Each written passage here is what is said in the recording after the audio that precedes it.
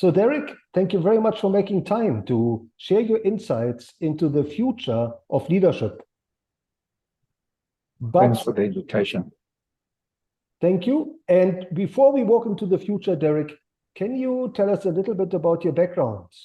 Where did you grow up?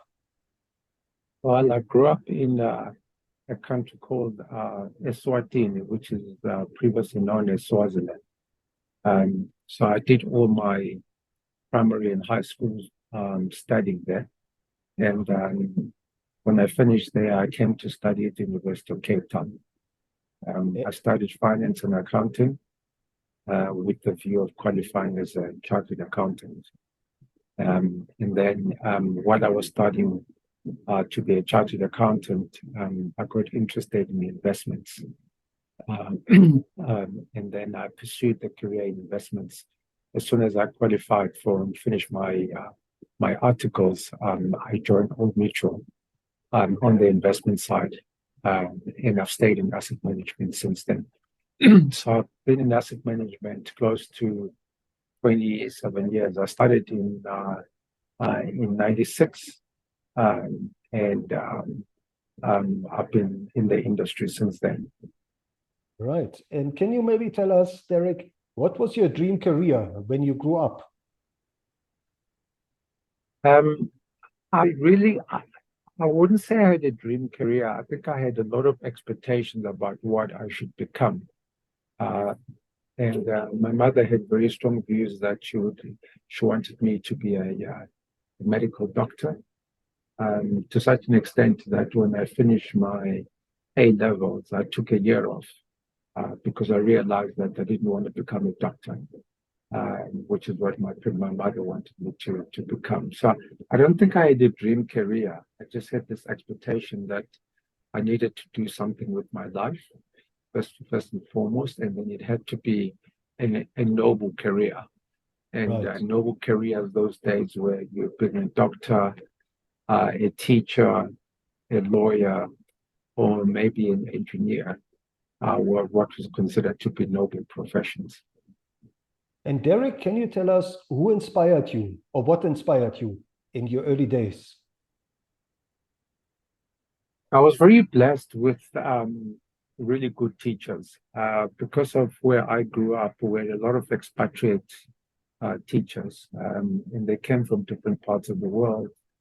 And, I was taught by people from Ghana, from Nigeria, from Sri Lanka, obviously from the UK. And some Americans.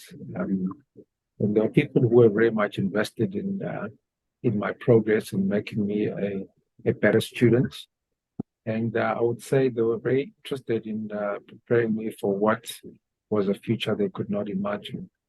And so I think I was very much inspired by my teachers more than anything else, and the exposure, the questions, and the things that they taught us about what the world could be. Now, Derrick, today you're one of the most prominent leaders in South Africa in financial services. Looking back over your career, would you say there was a turning point or maybe a couple of turning points? Look, I think the first thing I would say is my decision not to do medicine was a very important step because one, it really helped me to be honest with myself about what I really wanted to do with my life and what I didn't want to do with my life. I think the easiest thing for those years to please my mother would have been to say I'm going to go and study medicine, but probably I would have been very unhappy with that. And maybe I would not have completed it, or maybe I would have completed it and then changed my career. So I think that was a very important pivotal step. I think the second one in my career was when I joined the asset management industry, I joined Old Mutual. Those days, Old Mutual had a very well-structured training for investment professionals. They invested heavily in their people. They provided very strong guidance, and they gave lots of resources to learn. And I think that was a very important step that I took by joining that organization. I think the third step was probably in in 1999, where a group of colleagues walked out to start their own firm. And all of a sudden, we woke up one day and found that half the investment team had walked out for a whole range of reasons. And we're the ones who were left behind who needed to manage the firm. And we're really thrown in the deep end. I think I'd only been in industry for 2 years at that point in time. And with many senior people leaving, we had to mature very quickly and basically assume the responsibility of running the firm together with others.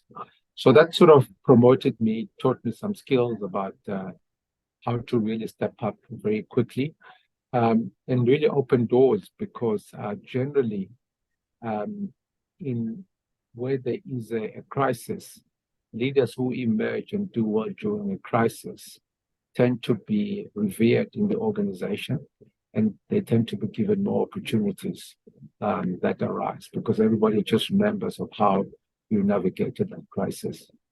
And then, yeah, I think those are the most defining events in my career. Since then, I suppose I chose that I needed to become a leader, and I needed to have the tools to lead as a journalist. So in other words, not running money, but running the firm. And then I've invested in myself heavily in that regard, in terms of getting the latest thinking, getting the right coaches to help me to be more effective as a business leader in the asset management industry. And Derrick, can you tell us what is driving you today? I suppose I am driven by a sense of purpose, which is really why does the work that I do matter? And I'm very convinced that what we do as asset managers is something that is worthwhile. It's not so much about what we get paid, it's the difference that we made to the people that entrust money to us, one. And then secondly, to the functioning of economies, which is we are responsible for being stewards of other people's money and making sure that money is invested in a way that enables those people to reach some of their dreams. And whether their dreams are to send their kids to school, or to retire comfortably, or to have a holiday, etc., we feel that it is a worthwhile endeavor for us to be part of that journey and to enable that journey, and hopefully one day actually get there. Now, that's one part of it. The second part of it is we drive capital to areas which are required for economic growth. And so without our involvement in the financial ecosystem, I'm not convinced that capital would go into the area where it's most needed, and where it can deliver the most impact. So I'm more driven by that at the moment, which is, this is an industry which has got a very clear role to play, which is necessary, and which has got very clear proof points of how it makes a difference to the societies that it finds itself in, for that matter, to the global ecosystem of finance. Thank you. Now, Derrick, looking into the future, what does the future of leadership mean to you? Look, I would say that being a leader these days is a tough environment to be in, or a tough position to be in. Why? First and foremost is that particularly in South Africa, where there is what I call peak pessimism about the future, you have to be the provider of hope to people.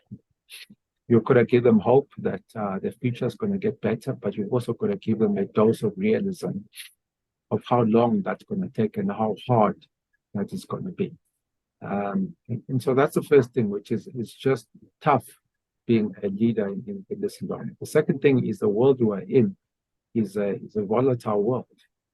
Things change very quickly. And what you thought was going to happen last year and what's happening now, you find that they are two very different things. And therefore, you need to be quickly adapt to that. In some instances, you need to understand that it's merely a short-term measure. The long-term trend remains. In other instances, the world is changing and fundamentally changing, and you need to adapt, and you need to adapt very quickly. The third one is, I think the job of a leader is a lot more diverse. And therefore, I think the concept of shared leadership is going to become more and more prevalent. The idea of having a messiah as a leader who's going to be the one person who's going to rescue everybody. I think certainly for large, complex institutions like what we run, I think the idea of collective leadership will take a lot more center stage than what it used to be, which is just one single leader. Obviously, the leader will always going to be the first amongst equals, but he will rely increasingly on a core group of people to help him or her to be effective in the mandate that they're given. The final one is it's clear that the tenure of leaders is getting shorter and shorter. Other than politicians who can rig elections and end up ruling for 30 years, in the business world, it is clear that anywhere between 7 and 10 years appears to be the lifespan of a senior leader. And beyond that, you really on borrowed time. And things start to go wrong. So I think the shelf life of execs is getting shorter and shorter. So, Derrick, what have you learned from your own leadership journey that you consider most important for building future leaders? I would say that building leaders has to be a more of a structured and requires a structured approach. In most disciplines or professions, there's a very clear way of how people get to be given the title of whatever certification they have, that they have now passed a particular level that enables them to be practitioners of that craft. In leadership, unfortunately, there isn't anything like that. If you're a chartered accountant, or you're an engineer, or you're a doctor, or you're a teacher, there are certain things and rituals that you go through, and that after you've done those, you end up being accepted that you've actually fulfilled the requirements of that. So I think we've got to figure out a way of how we could come up with something like that.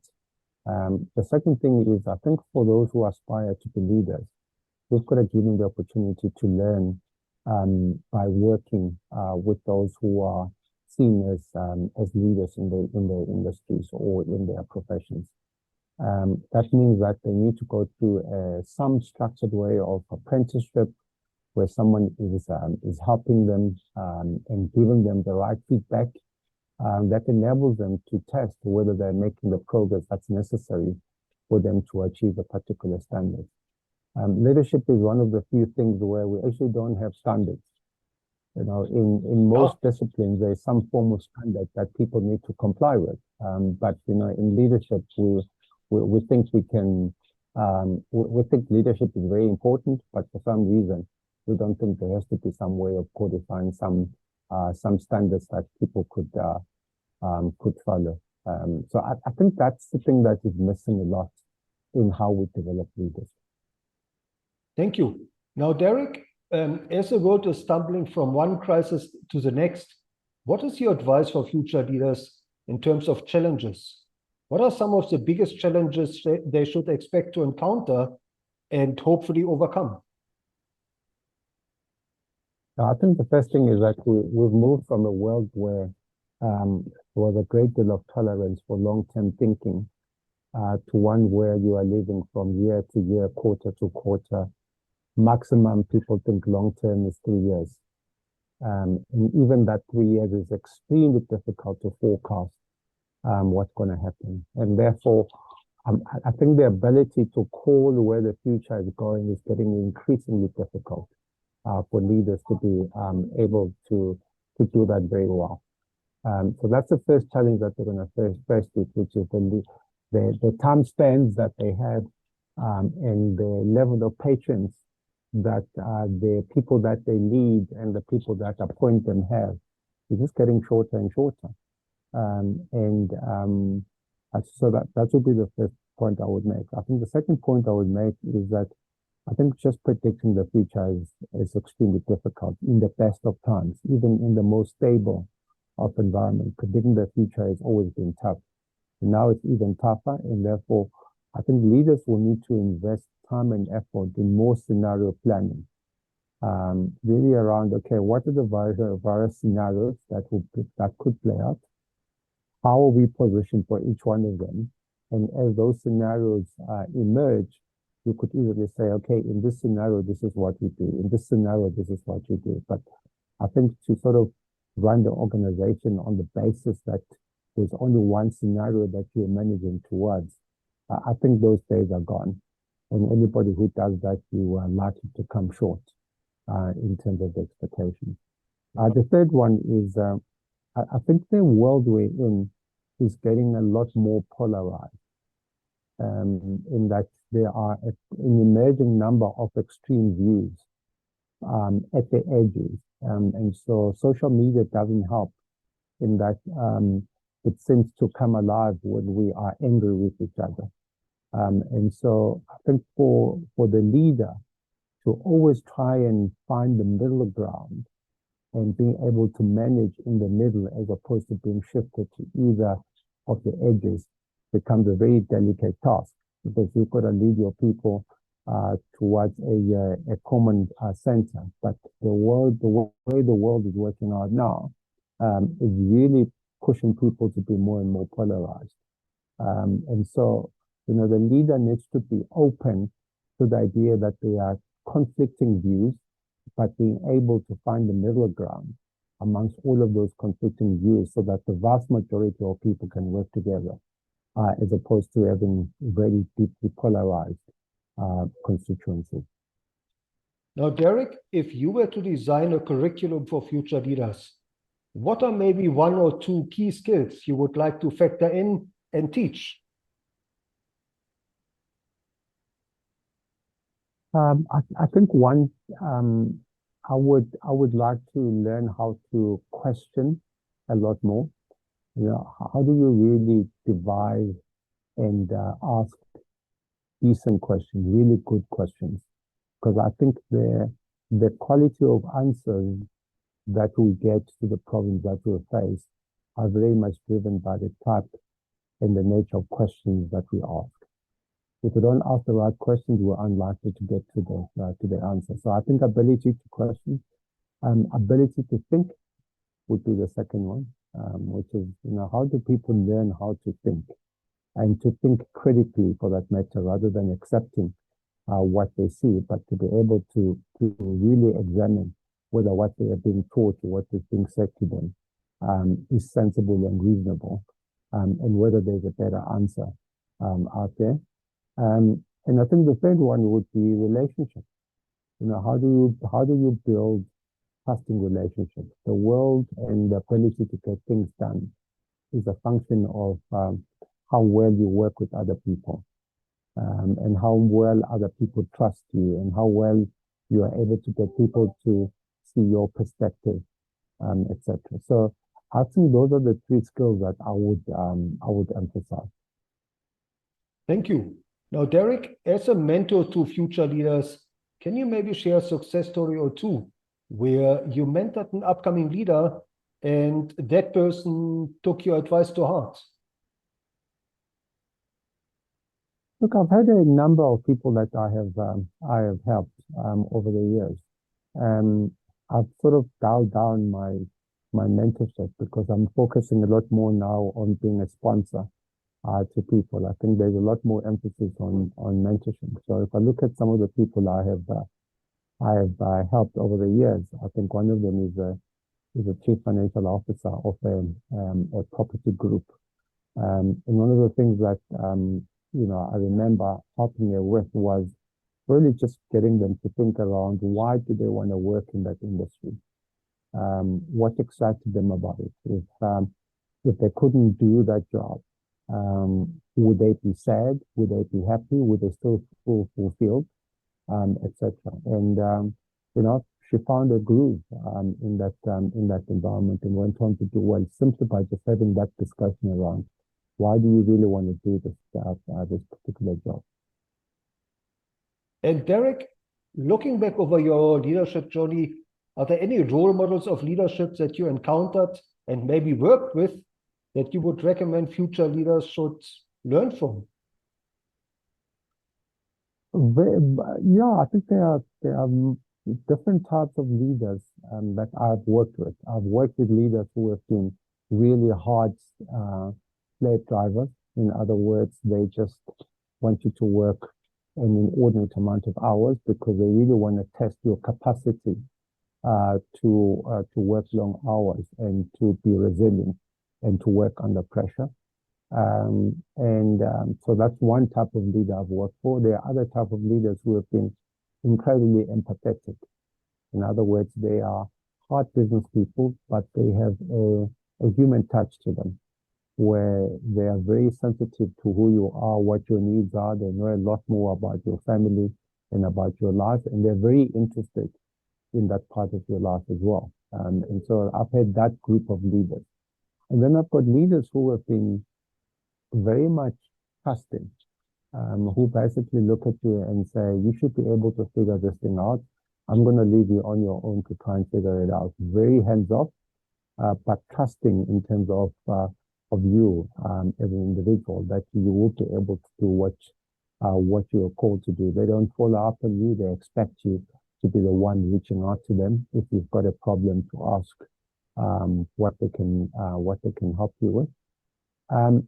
And then unfortunately, I've also had leaders who have vowed I will never actually work for people like that, and I have no aspiration to emulate the way that they lead. They're very hard on people, not trusting of their people, but very much in it for themselves. They're not worried about the team or about their people. I think I was taught that if you look after your people, they will look after you as your leader. It is very difficult to be a successful leader unless you are really looking after your people. You could do it in the short term, but in the long term, if your people are not in a good state, it will start to show. And as they say, my previous boss used to say to me, at times people don't leave organizations, they leave leaders, the people that they work for. And you have to be very clear that when a person is leaving, it is because of the organization, because of the leader.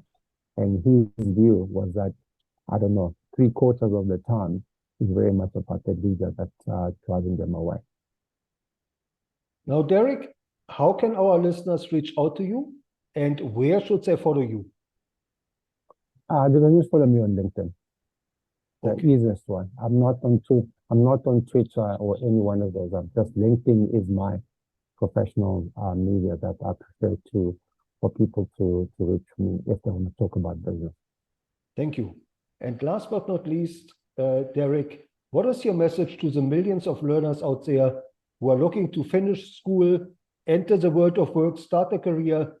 What are maybe one or two success principles they should keep in mind? I think the first one is that they must just learn to get stuff done, which is when they're given a task, just do the task and do it very well.